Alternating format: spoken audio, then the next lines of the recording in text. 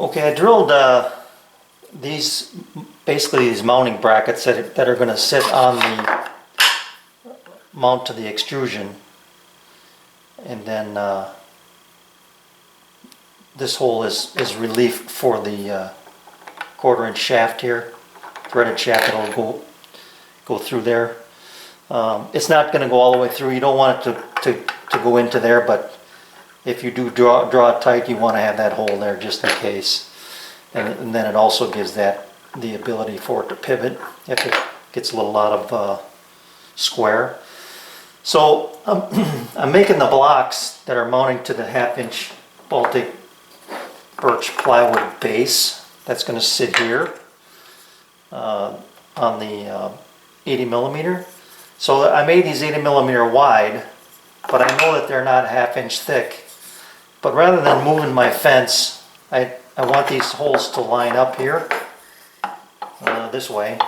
So they will, because I had to move my stop block over because of the difference between 3.5 and 80 millimeter. But to get that same distance, I'm using one of the bases as a spacer, and then I'm flushing it up against my stop. It's thick enough to accommodate this, and then drilling my hole.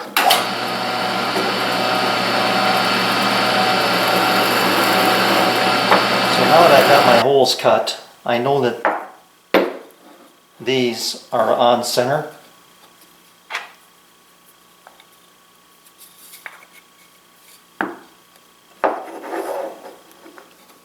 And you can see that there. Oh, let's see here. Got to hold that out a little bit there. So you can see that they're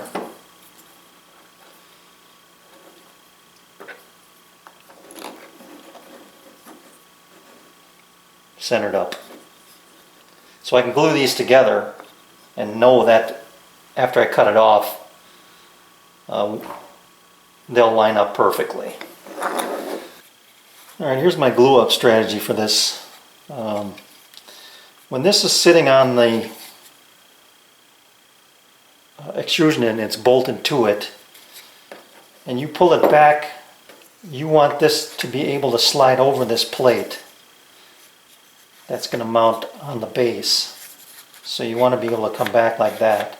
So I have to allow for that on the bottom piece, which I can do. And then the top piece is going to be flush. And I'm just going to pull it tight with this threaded rod here. And then you can see I can get glue under there. And there's the amount of relief I have for the top to move up, which is plenty. So I'm going to loosen this up here. Put some glue in here. Pull this tight. And then make sure everything's squared up as best I can and let it sit. Alright, the clamps are off. I've got to cut this in half. Right now it kind of looks like a Barbie bed, but this will get cut off at 3.5, so I'll end up with those two pieces. What I wanted to show you here was, this is what happens when you make a mistake with this. This one here is perfect. You can see how easy that moves up and down, and it swivels. This one, on the other hand, here's my X, and it should have gone to the inside. Instead it's on the outside. And here, this one still moves, but it's much tighter. The pivot's okay, I guess, but still not as freely as that other one. So I think over time it'll loosen up, but I'm hoping that's not going to cause me too much trouble. I don't want to have to make another one. I'm going to try it anyway and see how it works. So let me cut these. Oh, here's the other thing I want to show you. Once I do cut them, this is how these are going to mate together. And I made this change on the fly here. I'm going to use countersunk bolts here instead of those locking handles, and here's the reason why. This can nest in here like that So now your range of motion is going to be from there to there. I mean, you're probably never going to use all of that, but if you want to put it tight or start out tight together like that, you can, and it makes it a little more compact. All right, to get this one done, just threaded my knob and stud through there. I just wanted to show you the components that are involved in this. So bronze bushing, 3/8 OD, 1/4 inch ID. That slips in there. Then your knob with the stud, a washer, and a 1/4 20 nylock. So I won't bore you with that, but that's what gives you that this being locked in place so it can draw the fence towards it and push it away as well. So all I did was tighten it up and then just loosen it about 1/4 of a turn to give it that free spin. So I'll get this one done, and then we'll come over to the fence and see how they work. Okay, one more change I think I'm going to make here. But you can see I got both of them mounted. It's fairly solid. You know, moving this way, you got that little backlash there, but that's no big deal. But look how easy this is now. I mean, to micro adjust my fence, to dial in, you know, a point, no more of this, you know, trial and error stuff. I can get this thing dead on, and if I go too far, I can bring it back. Both of them work just that easy. So I'm very, very pleased with this. The only thing, this is what I wanted to show you, is that when you want to do a max adjust, if this thing was in here tight all the way, you can see that it's going to cover those screws up. So I think what I'm going to do here is I've got to drill an access hole here and here all the way through.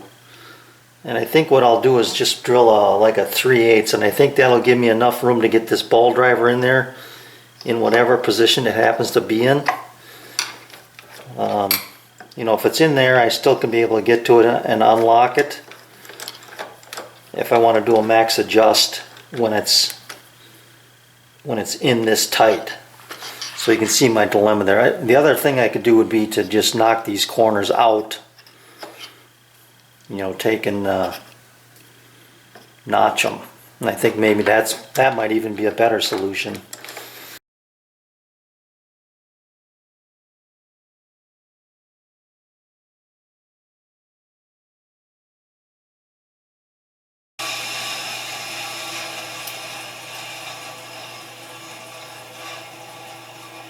Let me go see how that's going to fit before I cut the other side, but I think it's going to be fine. And if it does work, I'll just do the other 3 corners, and then we'll go back and show you the results here. Alright, now that's better. Now I can get to this. This is fully tight. I can lock this down.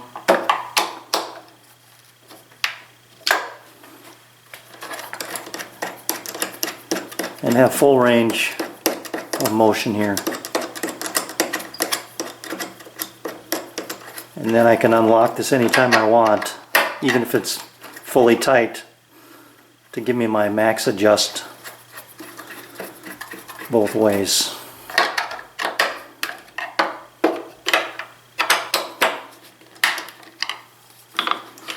Now I can slide the whole thing. That is going to be beautiful. All right. Thanks for watching.